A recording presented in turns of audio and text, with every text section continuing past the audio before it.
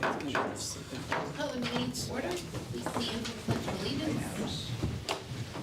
I pledge allegiance To the flag of the United States of America and to the republic for which it stands, one nation, under God, indivisible, with liberty and justice for all. roll call, please. Mrs. Powers? Yes. Mr. Holmes? Yes. Mr. Christopher? Yes. Dr. Marion? Yes. Mrs. Byrd? Yes. Mr. Pratt? Yes. Please note Mr. George is absent. Seated this evening. All right, I need a motion to adopt the agenda as presented. Motion. Mr. Howell, second. Mr. Christopher, all in favor say aye. Aye. Any opposed? Next, we have comments from the public. Before we begin, please remember this is a board meeting rather than a public forum. The primary purpose of this meeting is to conduct business of the board in a timely manner. As such, please keep the following in mind when presenting comments to the board. Individual remarks will be limited to 3 minutes and to 1 appearance per person. Also, the board president may limit comments of a repetitive nature on the same topic.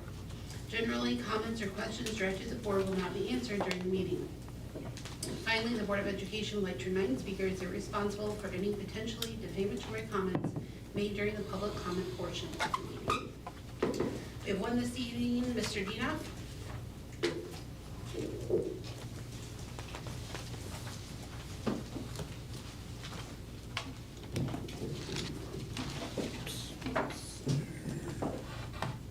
Hopefully you can all hear me. It's kind of a little bit tall there.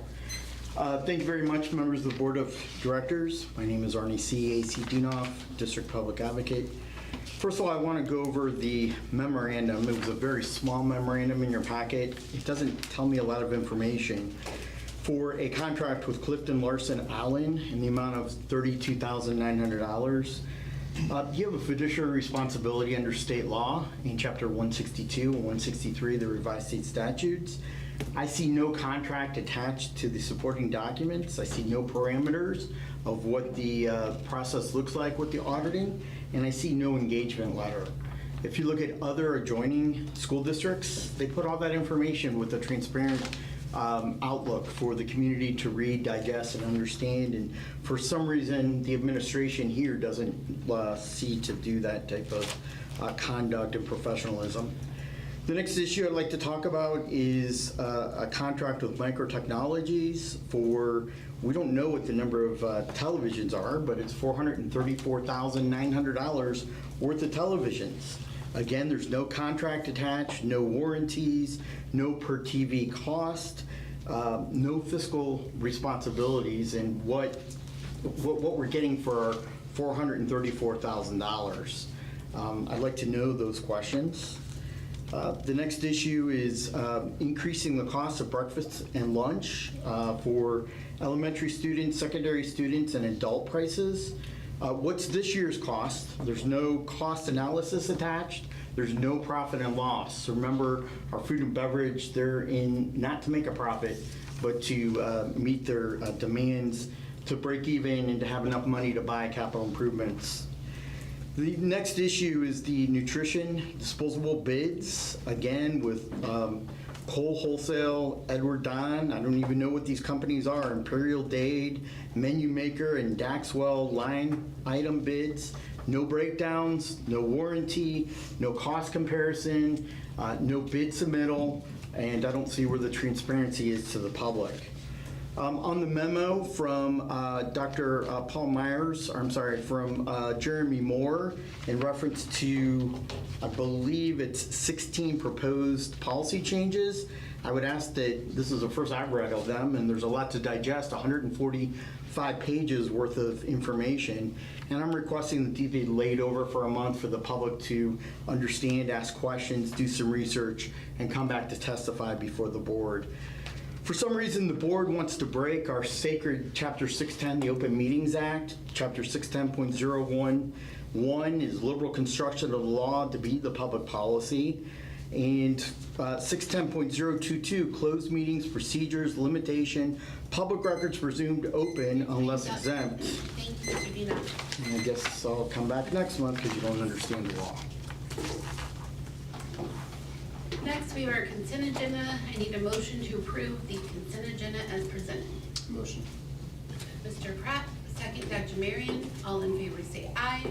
Aye. Any opposed? New business. Dr. Care. Thank you, Ms. Powers. First item up, we have our, Oh wait, I forgot the we financial. forgot our reports. financial reports. Sorry. Financial reports through already. Sorry. Morning, y'all. All right, financial reports. So Mr. Whittle is here tonight to speak with us. Thank you, Mrs. Powers. And along with the accounts payable report, we have a draft of the 25-26 budget. Still a little bit of uncertainty there, a little bit can change, but we're giving you the first pass at things. We will bring back a final version of the budget on June 30th when we have our special board meeting, and that will be when we'll ask you to officially approve the final budget. A couple things that are still a little bit uncertain. One, we're still waiting on with finality as far as what our state funding is going to look like. There are some things that are just, we haven't seen pen to paper yet on what that state funding is going to look like. So Brian's taken a conservative approach with that number.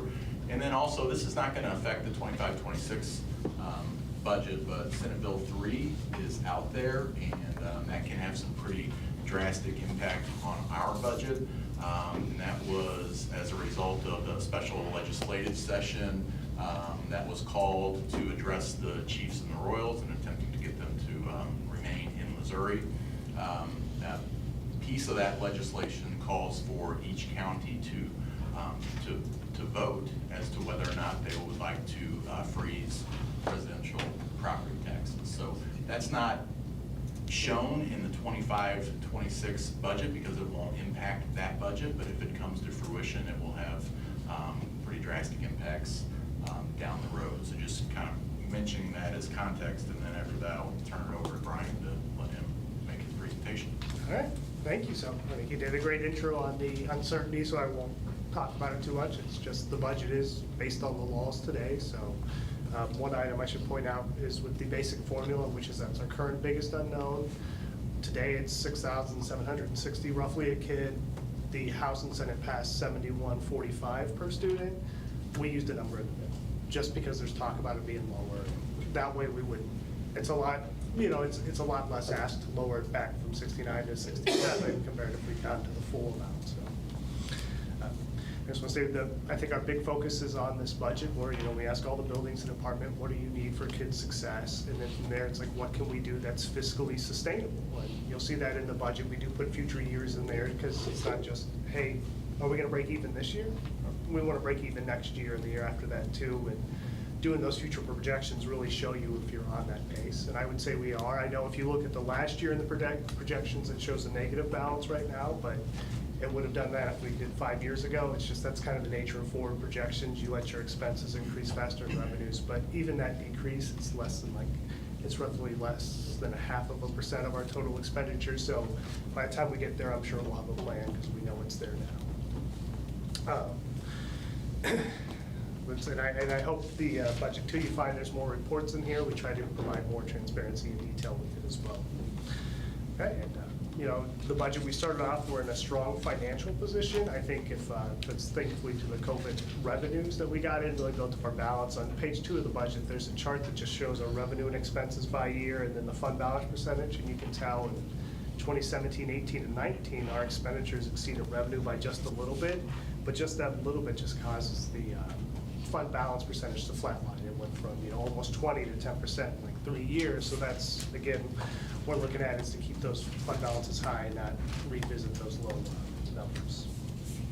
So, with revenues, you know, it looks like revenues overall are dropping. Well, that's only because we issued $50 million in bond last year. If it wasn't for, if we exclude the bond revenues, we're actually up 2.2% revenues, which, you know, it's a modest increase in property taxes and a modest increase in that basic formula, with most other items staying flat. Local revenue remains our largest source of revenue.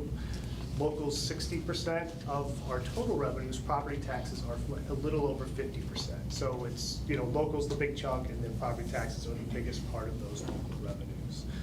And we're estimating this will be the first year of the senior property tax credit. Based on what we know, it's going to be about $500,000 hit to our books compared to what we would have collected otherwise. So that's in the budget, and it's detailed out. He says less $500,000? Yeah, reduced this year. It does, we're thinking in 3 years, it's gonna be closer to 2 million. It's just every non-assessment year, it jumps up. Because the first year, it's not gonna be that much, because it's just a small change in valuation from year to year, and our tax rate will go down as a result of the valuation going up. So the first year's not much. It's like $60 to $70 a house on average. But in a few years, we'll really start to see that impact. And then from there, we have expenses. There's a lot of detail on the expenditures. The salaries, again, they make up 61% of our budget, and benefits, which are pretty much just tied to salaries for the most part. There's health insurance, which enacted a little independently. Between the two of them, they're 84%. So if you'll see, we have a lot of details in there. What does that get you? 80% of our expenditures are salary and budget. That's 1,488 certified teachers. Those are bodies in the classroom. I broke it out. I think less than 30 of them are what we would consider centrally located. That's like diagnosticians. Yeah, that would go to different buildings. So really, that's a lot of bodies in the classroom. And then from there, there's 366 paraprofessionals, again, bodies in the classroom. And you're like, well, what are our other staff? We have 950 other employees. Over half of them are bus drivers, 160 bus drivers, 160 custodians, and 120 cooks. So that makes up half of our other positions. You think they need managers, JB needs technology people, so that really makes up our staff. And then from there, we also have 103 administrators, and over 80% of those are principals and APs in the school. People at this table. And then after those expenses, we get to things like purchase services, which are $24 million. 9% of our budget. A lot of that's fixed. $4 million of that's insurance. So before we even start, we're having a lot of our budget just eaten up. The next biggest category in there is contracted transportation at $5 million, and also tuition to other districts. So say if we had a foster child in our area, our district that went to another district, they could bill us, and for the private placement. So contracted transportation, that tuition and our insurance, they eat up over half of our purchase services. And those are, again, items that we really couldn't cut. They're just a fixed cost for the district. And then after purchase services, we have supplies and utilities. That's about $20 million, or 7% of our budget. Food, electricity, and fuel make up 40% of that number. So again, it's before we've even started, 40% of that money's gone.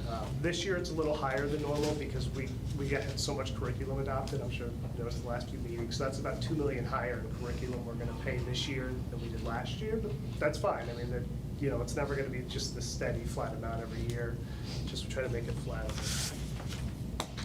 And then, I focus most of this on our operating funds because that's what really matters. We do have two other funds, the capital projects, which buy the bigger items like our buses, and our debt service, which pays for, the bond issue we just have. The debt service this year is going to go down a little bit. That was planned because we have a much higher bond payment this year. It's over $25 million in bond payments in principal, and then next year that's going to decrease. So it's over time, that debt service fund, the tax is meant to match the debt payments pretty much dollar for dollar, because you can't collect more than you're going to pay out in debt service. It's just debt service isn't flat year to year, so you kind of have to estimate that tax rate to meet it. And of course, our bond issue, capital project fund, will go down this year because we just issued $50 million and we're going to spend it. Look right next door to see some of that work happening. And I just want to say it's a group effort. It does take all the departments, all of us meeting. I think, me, JB, Jen Waters, and Laura, we spent a lot of time together. Then, of course, with salaries. I think I sent Henry and Aaron a lot of things to read. My first year, I wanted to make sure we accounted for everybody and they were budgeted. Any questions? I like the details, thank you. Thank you. Ryan, have they said when he has to sign, is there a deadline? I looked this up, it's till the end of the month. So there's a good chance we're sitting here in 2 weeks, and either he just approved it that morning or he hasn't yet, so. Fingers crossed. That's what I thought. I didn't know if Yeah. that changed anything. Okay, thank you. All right, I need a motion to approve the financial reports as presented. Dr. Marion, second. Mr. Helms, all in favor say aye. Aye. Any opposed? All right, now new business. Okay, new business, thank you. Couple of items here for you this evening as we begin to make preparations for the 25-26 school year. And first out of the gate here is Mr. Paul Becker, our Director of Student Nutrition Services. Paul's got a couple of recommendations for you here this evening and can also speak to any questions that the board might have. We're going to start off with breakfast and lunch prices for 25-26. Thanks, Dr. St. Pierre, members of the board, administration. I'm recommending a 5 cents increase for student breakfast and lunch prices, as you can see below. The price increase is for a number of reasons. First, labor wage increases that we're going to have for next school year. Also, the renewals that you guys saw earlier, that's about $48,000 increase over last year, which is basically 90% of what we spend already. And that's actually a low amount of money for how much we spend. And then we're also losing $175,000 in USDA commodities. And USDA commodities are, pork, beef, chicken, fruits and vegetables that we get. And those numbers are based on COVID numbers. And so this is the first year we're dropping off COVID numbers. And COVID numbers, when we were feeding everybody, had a lot higher lunch and breakfast counts than normal. So we're by the 5 cents increase I'm asking for is about $60,000 in revenue. So we are going to be less than what we're going to be taking in, but we do have a fund balance to cover some of that. Compared to other districts around, we're just about the lowest, if not the lowest. Everybody hasn't gone out yet, but Francis Howell and St. Charles both went up 10 cents already, and we were just going 5. Also, the free lunch rate is $4.52 for this past year. They haven't approved for this school year yet. And that's what they really want you to base your meals off of, somewhere in that range, because that's what they give for a free student. So that's my recommendation is 5 cent increase prices for breakfast and lunch for the 25-26 school year. Any questions? I need a motion to approve the breakfast lunch prices for the 25-26 school year as presented, please. Ms. Bird, second Mr. Helms. All in favor say aye. Aye. Any opposed? All right. Go ahead. Thank you. Next, I'm requesting that, recommending our disposable bid, this is like bowls, spoons, lids, cups, trays that we use. We actually spend about $142,000 in this department. I do this by line item bid, so we just take the lowest cost per individual item, which is over 50 items that we have. We house it all in our warehouse and then ship it out with every order that schools receive once a week. So this is by far the cheapest method we're going to get for our prices. So I'm asking if you guys would be okay with disposable bid with Cole Wholesale, Edward Don, Imperial Dade, Menu Maker, and Dexwell for the 25-26 school year in disposables. I was just going to ask you, I know in the past years it's been getting harder and harder to get people to even respond to your bids. Are you still seeing that, or is it improving at all? The renewals have helped. So when we put up a CPI index price increase that they can't go over, that's helped lock in those vendors. So we are seeing that, but that's helped on the major vendors, the grocery, dairy, and drink ones. So I think that was a good move a number of years ago that we did that, and it's securing those. And I think other districts are not following that suit. They're having problems trying to get those vendors because they can only do so many business with so many districts. So like your dairy's coming out 5 days a week. They can't do that for every district in the St. Louis area. So if you lock them in and say, we got our pricing set with you and we're already going to go for it just as much as you are, then I think we set ourselves up for success. Do you want to do all together, or do we need them separately? We would do them, we can do these all together. Okay. I need a motion to approve the Student Nutrition Services disposable bids as presented. Mr. Christopher, second. Mr. Helms, all in favor say aye. Aye. Any opposed? All right. Thank you. Thank you very much. Thanks, Paul. Next item is policy development, and Mr. Moore has the latest policy update for you that he will go over, and you've had this for some time now to review. I also want to note, however, to you that we have the Senate Bill 68, which has been signed by the governor, and that includes some 34 provisions that are going to be relevant for public education. We will be working through those and bringing back any adjustments that may need to be made to policy. What Mr. Moore is presenting does not include any of those pieces at this point in time. The most notable of those changes is a prohibition again for students such that they cannot display or use personal communication devices during the school year. We are going to be working on a policy. We will bring that back to you in July, but we don't have that ready for you here tonight.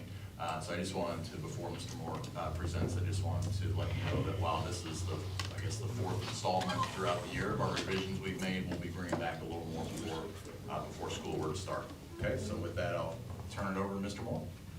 Okay, thank you, Dr. St. Pierre, members of the board. Yeah, what I sent out to you a few weeks ago would be like Dr. St. Pierre said, fourth installment this year of the policy updates.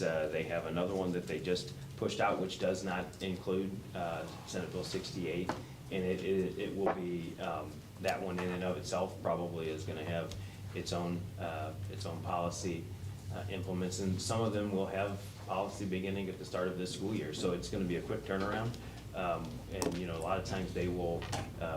Legislative Assembly will end, they will start, usually they give us a year to kind of work through that policy and those protocols and processes, and there's a couple of them that will have to hit the ground running with it out of this school year, so we're kind of anticipating that a little bit now. When that happens, that has not probably happened in a policy cycle in several years, but for those of you that have been on the board, when that does happen, we're typically adopting this policy to go into effect for the next school year. There may be some instances where we have to bring that to you, and that recommendation may be to go into immediately after the board meeting if approved. So we'll just stay on top of that. Like Dr. St. Pierre said, the MSBA is having a hard time kind of catching up with as quick as this stuff is coming out, and then their policy writers are working on it to get it to us. So it may be just even like a one policy at a time,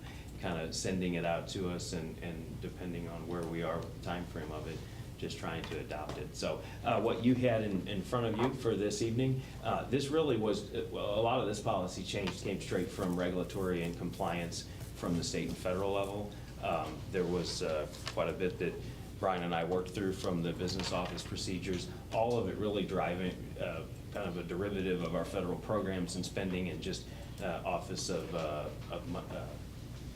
Management and Budget and being in compliance with them. So we also took the time at this point of the year, we did a little bit of cleanup, Mr. Schulte and I did with JGR, and some of that is just kind of right before we get into the new school year, just cleaning up some administrative procedures and such. So if there are any questions, I can certainly ask them with regards to the policy ahead of you. So. Any questions? Sorry, that was a long-winded way of also saying be prepared, because it's it's coming for the start of the school year. So yes. I need a motion to approve the policy development as presented. Motion. Mr. Pratt, second please. Dr. Marion, all in favor say aye. Aye. Any opposed? Okay, JB is pulling double duty here tonight, so he's going to make a presentation on our interactive TV implementation. This is part of our technology plan that we've already communicated with the board, and just that next phase of it to get more interactive TVs into classrooms. This is really a great model that the technology team has put together, because rather than making wholesale purchases and putting devices in classrooms, whether or not they will be used, we're taking a little bit of a different approach, and it's proven to be pretty effective and very efficient and cost conscious. So I appreciate the technology team. I'll let JB kind of handle the details. Yep, Henry covered most of it, but I'll add just a few little things here. So this will be our third year of implementation for the classroom technology plan. This will be the last of the big years for elementary school. We're going to start rolling into middle school this year with this as well. We have completed everyone that's volunteering at the elementary level. So as Dr. St. Pierre said, this is a very voluntary type approach. So teachers have to be interested and want to be a part of the program in order to get these TVs. Comes with a lot of training, comes with the utilities and everything they need to be successful in the classroom.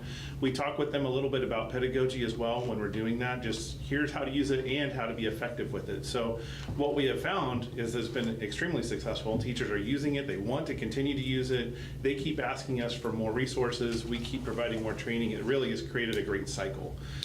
So we want to continue that approach. This year we put out for bid another 200 of these TVs. The winning bid came from Marco Technologies. They held the price that they had given us for last year.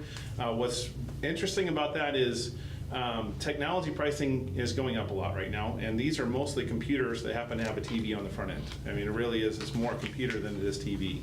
And what I find is working on trying to buy computers, those prices are going up and up, and they are holding it on the current model. So that means we're getting newer technology for the same price that we paid last year. So the per unit cost is $21.74 per TV. That includes the device, the mounting brackets or the carts, the software, the training. We get unlimited training for the life of the device, and the warranty, which is 5 years. So really a good deal for us. It has made implementation a lot easier, a lot less maintenance and management for our team to deal with rather than projectors in the ceilings. And it's really been a win-win all the way around. So, any questions that I can answer? Yeah. What size are the TVs? 75 inch. 75 inch each, Yeah. okay. The 5-year warranty, what all does that cover? So that covers everything physically with the device. So if there's a hardware or software failure, then that's totally covered. They will come out and replace it, or they will just send us a new one, and we can either ship the old one back. Most of the times when we've run into an issue, which has been very rare, we've had, I think, 3 in the past 3 years that have failed, and each time they've said, well, if you've got a place you can use the old one for training, just because it's a bad line across the middle of TV doesn't mean you can't use it. So we really appreciated the cooperation we've had with them. They've been easy to work with. Software is included for the life of the device, so if we have any issues on that front, that warranty is for the lifetime, not just for the 5 years. Awesome. You said this is a combination of a TV and a computer, right? Mm-hmm. So it's combining both in one? Yep. It runs Chrome OS in the background. You can also cast from a Windows device, an iPad, a Chrome OS device, or an Android tablet. So really any way that you want to present to it, you can do it wired or wirelessly. The TV will charge a laptop or any device that you plug into it as well. And how much per unit was it? $2,174.50. Awesome. Yep. Any other questions? What are some of the benefits that you guys have seen from these, and like what metrics are we using to judge improvement? Sure. So the biggest improvement from just a functional use in the classroom is the projectors we've found over time fade out. So it's hard for students to actually engage and see what's going on, especially when you get further away from the device. In a classroom that has all the lights on, all the windows open, we're still able to use these TVs, and that's something that's really been sticking out to us when we talk with teachers and walk through classrooms. A lot of them had been leaving their curtains closed, all that kind of thing. So they're brightening their rooms up, they're making it easier for their students to be able to move around. In terms of the engagement, that's really what we're tracking is we're seeing teachers coming to us and asking questions, whereas before we weren't seeing that. In terms of data around grades and that kind of thing, that wouldn't be something that I have for you tonight that I can show. But we have seen such great engagement and positive interactivity with it. One of the neat thing at the elementary level, because they have a lot of different functions going on in their rooms, they like the TVs being on carts because they can be over here for science class, but then they can come over to another part of the room for the reading and those kind of things. But that was stuff that they were not able to do with that physically mounted projector in the room. So what we're finding is it's more about a functionality difference and the ability for us to provide them more options. What subjects do you think it's used for mostly? Mostly right now, gosh, I would say all of the core subjects for sure. I mean, reading, they're throwing up materials up on the board while they're reading. Math, it's interactive. It's just like being up at the dry erase board. So social studies, a lot of video content, interactive display content. Really, you name the subject, and we're working with them on that. If I recall, this is the one that will allow multiple. Mm-hmm. Up to 10 finger touch. Yeah, so I've seen the students will go up and they'll all work on a math problem on the screen at the same time, and it's really awesome. And you can pull up like digital rulers and protractors and those kind of things and be able to show it on grid paper background that's on the TV, that kind of stuff. So, yeah. And it's lower. It is lower, The screens yeah. are higher, so they had to be like a little step up for the kiddos to get, if you had a little one, it was really hard. Yeah. And it was hard to see based on where they were, and the teachers, I've seen them move them around, and the kids are interacting a lot more. Yep. It also comes with styluses, so if you want to get into that fine touch, like if you want to work on handwriting, you can have them take the pencil and go up there and write on the board with the pencil. That's worked out really well. The other piece that I would say in terms of how they hold up, honestly, every time I've demoed one, I try to throw something at it just to see. I've never had a TV break from trying to throw anything at it. One of the demos that they provided to us when we were first looking at them, they took a metal water bottle and just chucked it as hard as they could at the TV, dented the water bottle, but not the TV. TV was perfectly fine.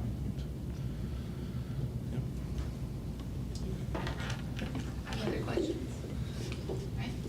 If not, I need a motion to approve the interactive TV recommendation as presented. Mrs. Byrne, second, Mr. Helms, all in favor say aye. Aye. Any opposed? Thank you. Thank you. Thanks, JB. Next up, we have our independent auditor recommendation. That's going to be Mr. Whittle again. Brian, would you take us through the recommendation, the requirements, and what our plans are for moving forward, please? Sure. Yeah. So this will be our last year with our current agreement with Clifton Larson Allen. Now, we take it to the board every year, especially after that first 3, because it's a mutually agreeable contract, so we have to agree to it to extend it. They're definitely ready to agree to extend it. For this year, the fee is $32,900, and again, that was a fee that was set a few years ago. It was $32,000 last year. And just because we are at the end of the year, the state statute's very clear that you have to bid your auditing service. You know, say it out loud, it makes sense. You should bid out and change your auditors, or at least try. So, and that has nothing to do, reflects on CLA. You know, we're happy with it, but state law says we have to bid it out, so we will be bidding it out. And next year around this time, I'll be taking an audit bid instead of just a memo recommending to stay with CLA and other You ever had any complaints or issues? I haven't. I mean, it's all the audio, you know, they can be quirky in their own way. I'm sure people said that about me when I used to go on them. So. They like our candy, I could say that. That's something we always observe is we lay out extra candy for them to have when they're here. Yeah. Can't come. We need good audits. Better the candy, better the audit. Oh, yeah. Any other questions? Right, if not, I need a motion to approve the independent auditor recommendations as presented. Mr. Pratt, second. Mr. Helms, all in favor say aye. Aye. Any opposed? Okay, next item is the Principal Mentorship Program recommendation. Mrs. Williams is going to speak to that. As you all know, expanding our mentor program has been a focal point of our CSIP, and we've done some good things that we're really happy with the results in terms of rebuilding our teacher mentor program, creating a paraprofessional mentor program, and the next phase of this is a principal mentor program. So Erin's going to give us the highlights of that. Yeah, thank you. Good evening. So what you have in front of you is an outline for our principal mentor program. As Dr. St. Pierre said, it is one of our action steps in the second goal of the recruitment and retention CSIP. We know that one of the largest factors that plays into retention of staff members is the management or the administration for a school. And so we want to be able to make sure that we are engaging and retaining and growing the very best administrators that we can. So this program would have a principal mentor to meet with a new head principal, not assistant principals. This would be for the head principal only on a monthly basis to, go over a variety of topics, including, data, climate culture, observations, all of those things in a non-evaluative conversation to help them be able to problem solve and grow a little bit more. This would be in addition to our historical administrator leadership training program that we do a couple days in July, and then we meet probably every other month-ish throughout the school year. So this would be in addition to and focused on that main leader role in the buildings. So If approved, what we would ask is that the principal mentor would be paid a stipend of $1,500 per mentee for the year. And just context of that, our teacher mentors are given a stipend of $600. So happy to answer any questions that you would have. Would the individual have multiple principals that they'd be mentoring, or just a one-on-one? They could. I mean, I think we could leave it open. The plan would be to put this out in a job posting, basically, to our principals that are experienced and meet the qualifications as we've set them. This new school year, currently we have 2 new head principals. So, we'll just kind of see who raises their hand to join that team, and if that person is able to, I do see it being a good time commitment to do it successfully. So I think it will just kind of depend on our pool and what that person feels that they can take on and still be able to be successful in their building. Okay, thank you. To piggyback off that, are you, so hypothetically speaking, if somebody gets in over their head and they end up having too many mentees, how do we keep that from happening? Because unfortunately, if we get there, the damage is probably done and we're playing catch up, patchwork, whatnot. So is there going to be some type of oversight from you where you can say, okay, well, maybe we need to pump the brakes if they're steady bringing new mentees, you're like, okay, you're up to 4. Yeah. It's September. Right, yeah, I don't know that we would be able to give that much time away, take that much time away from one of our successful building leaders. And of course, they all have, this team for support, but in my thought process is 2 would probably be max per person, yeah. Ambitious goal. Yeah. What I mean? And a lot of times people are very empathetic, giving, wanting to help, especially in those positions. Yeah. They give too much of themselves and then we fall off over here. So that's fine. I just want to, that's the only thing I hear about it. Great feedback, yeah. Possible concern in the future. So it's good to know. Yeah, and we'd also just would like to be able to offer support, maybe it's not a new principal for Zumwalt, but maybe we can use that person for just somebody who's having specific struggles in a building. 1 year can change some things, so yeah. Any other questions? Right. I need a motion to approve the principal mentor program as recommended. Mr. Helms, Mr. Christopher, all in favor say aye. Aye. Any opposed? Thank you. Okay, next item, it's time for us to talk about Board of Education meeting dates for the 25-26 school year. As you all know, our norm has been to hold Board of Education meetings on the 3rd Monday of every month, with some exceptions, because we reschedule around our 2 holidays that conflict. We reschedule around election time, and then sometimes we'll reschedule around this end of the year fiscal meeting as well. So while we say it's the 3rd Monday of every month, in reality, there's always asterisks by it that denote some exceptions to that.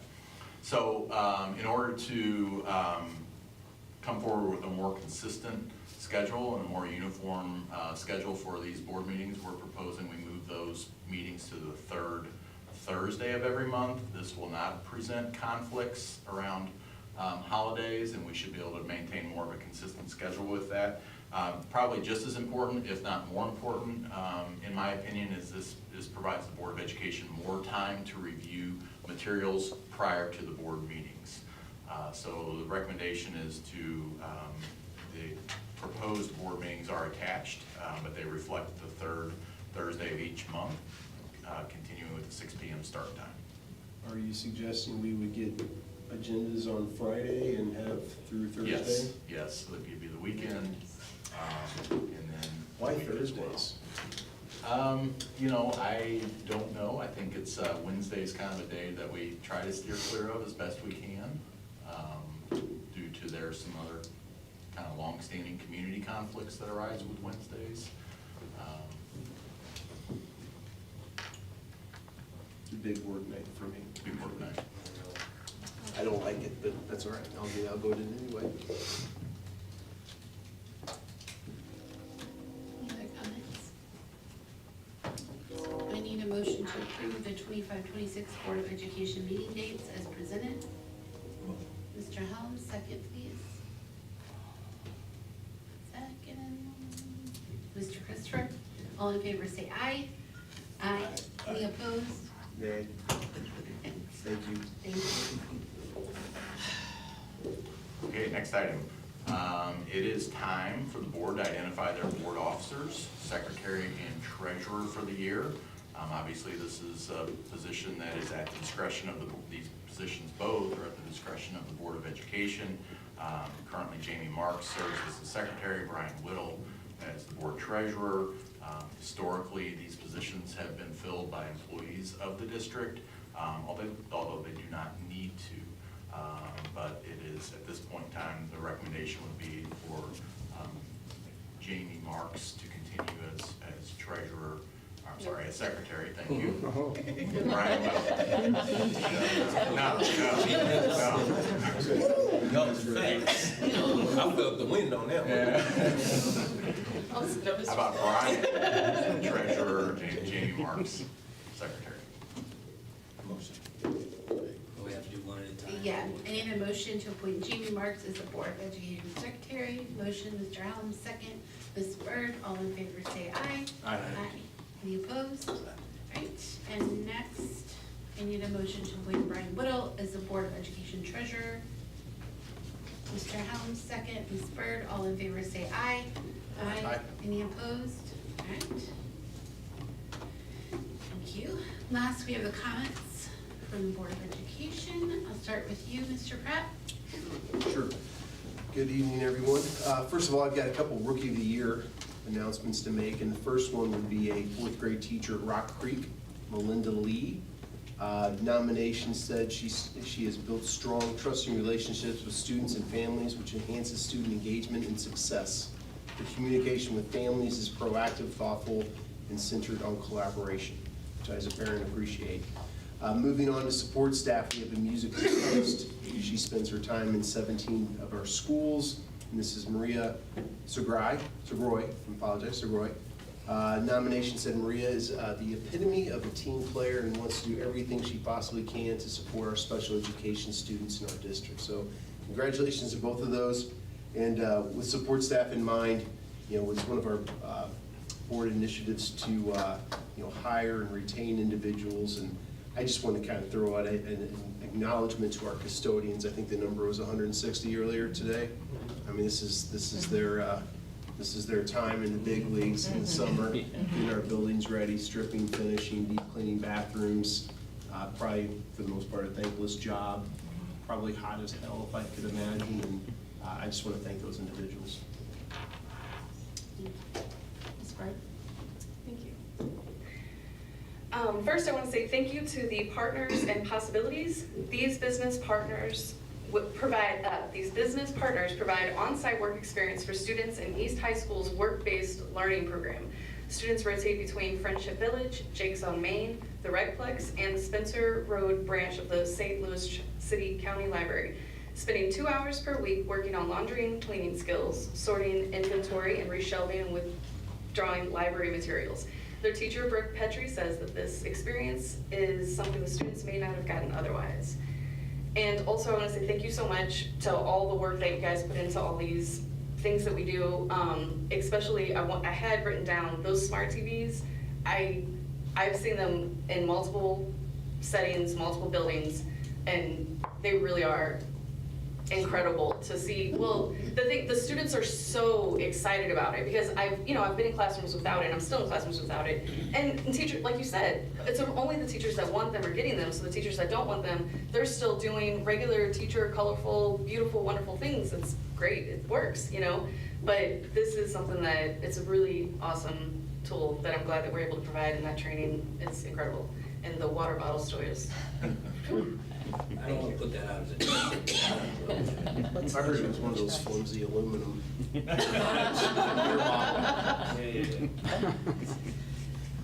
Christopher?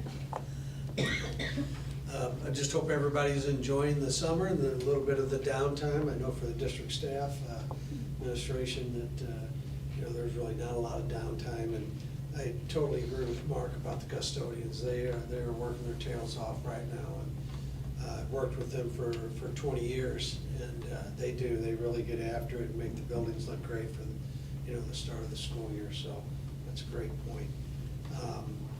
Also, I want to congratulate West High Baseball, won the district title, took fourth in the state tournament. And thank you and congratulations to Coach Eric Goff, who is retiring after 26 years of teaching and coaching, and was an assistant principal for a while for the Fort Zumwalt School District. So West did a great job on the ball field this year. Dr. Berry?